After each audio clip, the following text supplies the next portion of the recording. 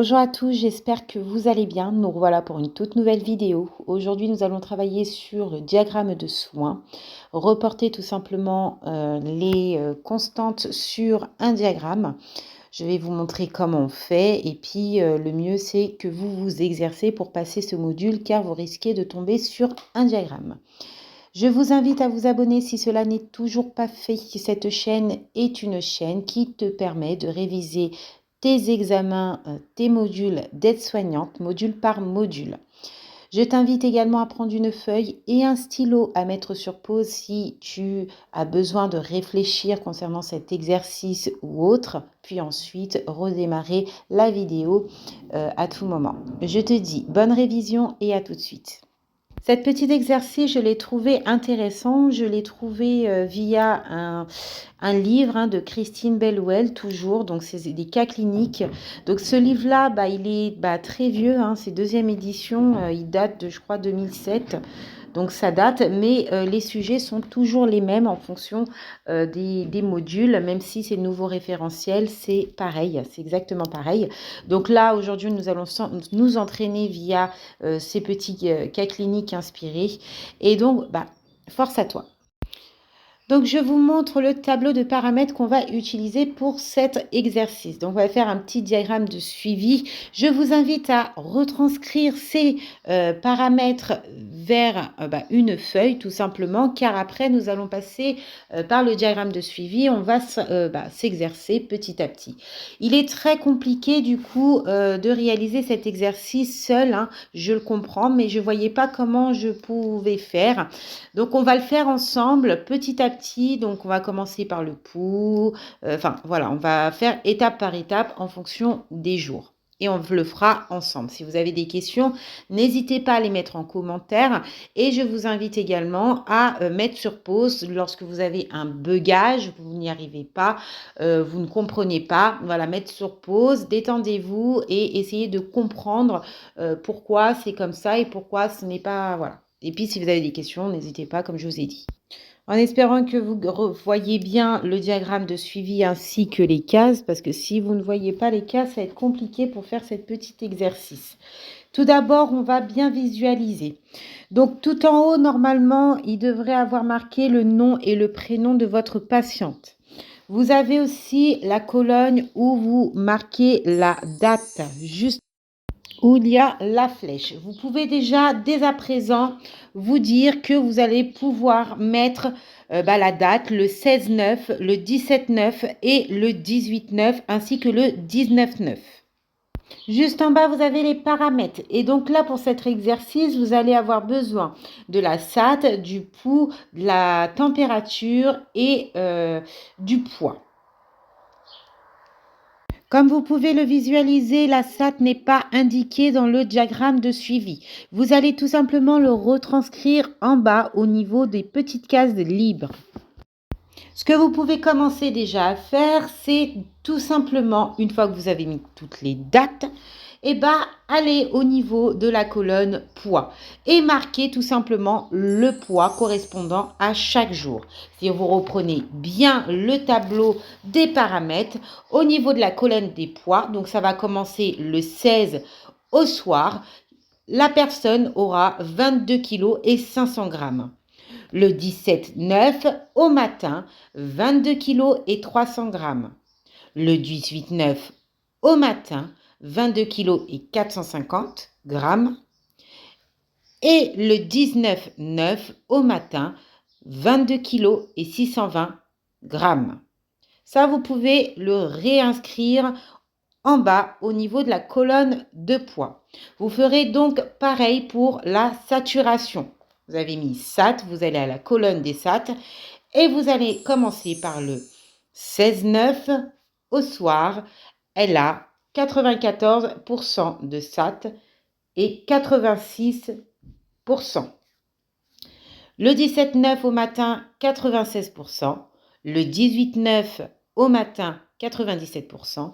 Et le 19-9, donc elle aura 98%. Comme vous pouvez le visualiser au niveau de la colonne du poids et de la SAT, il n'y a pas matin et soir. Vous mettez tout simplement dans la colonne correspondant au jour indiqué. Donc, c'est là que ça se complique pour beaucoup. Moi, je vous conseille de entourer les normes. D'accord? Donc, concernant le pouls, on a dit 80 et la température 37 degrés. En espérant que vous voyez bien le diagramme de suivi. Nous allons tout simplement commencer par le pouls. Donc le soir, le 16-9, la personne a un pouls à 90. Donc on va le retranscrire dans le diagramme de suivi. Comment nous allons faire? Donc je ne pense pas qu'on va pouvoir tous les faire parce que la vidéo sera beaucoup trop longue, mais on va déjà faire ça. Donc on va entourer la norme qui est de 80. Et donc, on constate que là, il faut aller à 90. Comment nous allons faire? Car le suivant point se trouve à 100. Donc, on constate qu'il y a 5 petites cases. Et pour aller à 100, il faut que je coupe la poire en deux.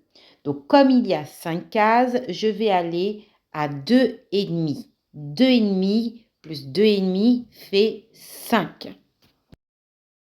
Le 17 au matin, la patiente, a un pouls à 120.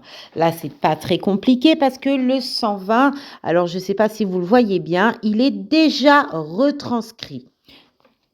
Donc là, on va sur la colonne 120. Hop, on passe au matin. Donc, on met le petit point à 120. On rejoint les deux et on est bon. Bien là, on arrive le soir et donc là, son pouls est à 104. Donc, ça se complique. Réfléchissez comment vous allez pouvoir aller jusqu'à 104. Alors, je vais essayer de vous expliquer au mieux. Si vous avez des questions, n'hésitez pas. On va prendre là où il y a le pouls à 100, puis 120, entre 100 et 120. Et là, on constate qu'il y a toujours ces fameuses 5 cases. Donc, le truc va être simple. Comment je fais de 100 pour aller à 120? Je passe de 4 en 4. Voyons déjà la première case. On prend la première case, on va au niveau du 100. Faites-le avec moi si vous voulez. Faites avec moi. Et donc là, vous allez commencer par monter. Donc, quand vous montez d'une case, vous faites 4. Ensuite, vous remontez une, 8. Vous remontez une, 12. Vous remontez une, 16. Vous en remontez une, 20. Donc, de 100 pour aller à 120, vous avez tout simplement monté ces 5 cases de 4 en 4. Donc, si on réfléchit bien, notre réponse est là. Étant donné qu'on avance de 4 en 4 et que je veux un pouls à 104, je commence tout simplement par monter une première case. Je monte et ça me fait 4, puisqu'on a dit qu'on monte de 4 en 4 pour arriver à 120. Donc, le 104 se trouve ici. Je vous laisse donc réfléchir concernant le pouls et on va faire une température.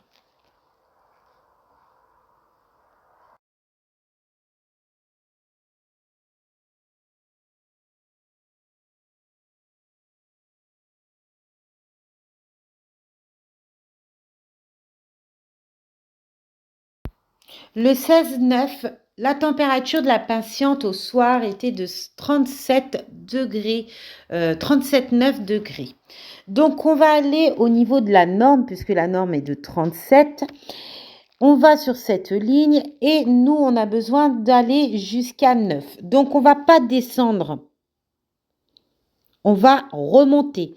Quand plus on monte de température, plus on passe vers, on augmente, là en l'occurrence, vers le 38. Donc là, Toujours le même problème, je n'ai que 5 cases. Et donc là, je constate qu'il va falloir encore faire un petit peu de calcul.